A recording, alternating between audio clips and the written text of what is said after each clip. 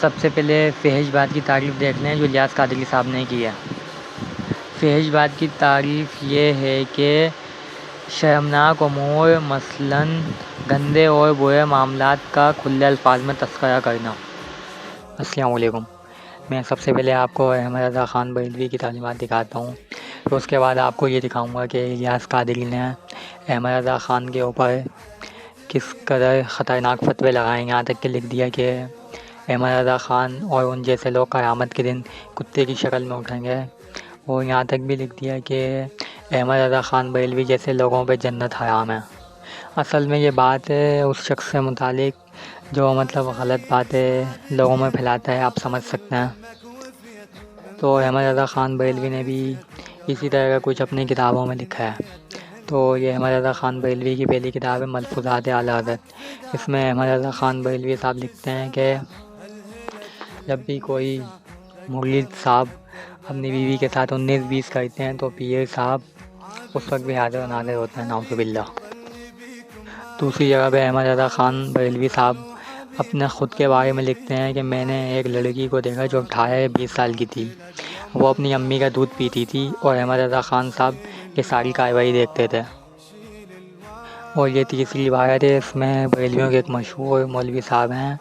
وہ لکھتے ہیں کہ جب ہسبینڈ اور وائف 19-20 کرتے ہیں تو نبی صلی اللہ علیہ وسلم اس وقت بھی نعوذ باللہ حاضر و ناظر ہوتے ہیں۔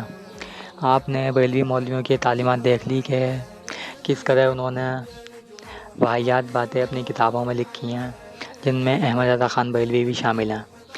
اب یہ کتاب ہے مولانا الیاس قادری صاحب کی خاموش شہزادہ۔ اس میں مولانا الیاس قادری صاحب لکھتے ہیں کہ جو شخص بھی فحش باتیں کرتا ہے، گندی باتیں کرتا ہے، تو اس شخص پہ جنت حرام ہے، اور وہ شخص قیامت کے دن کتے کی شکل میں اٹھایا جائے گا، اور جب اس کو دوزخ میں ڈالا جائے گا تو اس کے منہ سے خون اور پیپ بہہ رہا ہوگا۔ اور ایسا نہیں ہے کہ انہوں نے خالی فتوے لگائے، بلکہ انہوں نے احادیث بھی نقل کی ہیں، اور انہوں نے یہ ثابت کیا ہے کہ احمد رضا خان جیسے لوگ جو غلط باتیں لوگوں میں پھیلاتے ہیں، جیسے کہ میاں بیوی کی آپس کی باتیں ہو گئیں، جیما وغیرہ کی باتیں، تو وہ جو بھی ایسی باتیں پھیلاتا ہے تو اس شخص پہ جنت حرام ہے، اور وہ قیامت کے دن کتے کی شکل میں اٹھے گا۔ الیاس قادری صاحب کی باتوں سے صاف ظاہر ہوا کہ جو کوئی بھی ہو ایسی الٹی باتیں کرے گا تو وہ قیامت کے دن کتے کی شکل میں اٹھے گا اور اس پہ جنت حرام ہے۔ تو اب یہی ساری باتیں بریلوی مولویوں نے اپنی کتابوں میں لکھی ہیں، تو یہ فتویٰ ان پہ کیوں نہیں لگے گا؟ یہ فتویٰ ان پہ بھی تو لگے گا نا، کیونکہ احمد رضا خان بریلوی نے آپ خود دیکھ چکے ہیں کہ کس قدر غلط باتیں اپنی کتابوں میں لکھی ہیں۔ تو الیاس قادری صاحب کا فتویٰ یہ احمد رضا خان اور بریلوی مولویوں پہ لگتا ہے، اور الیاس قادری صاحب کی کتاب سے ہی ثابت ہوتا ہے کہ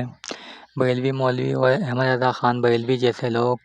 قیامت کے دن کتے کی شکل میں اٹھیں گے، اور ان جیسے لوگوں پہ جنت حرام ہے۔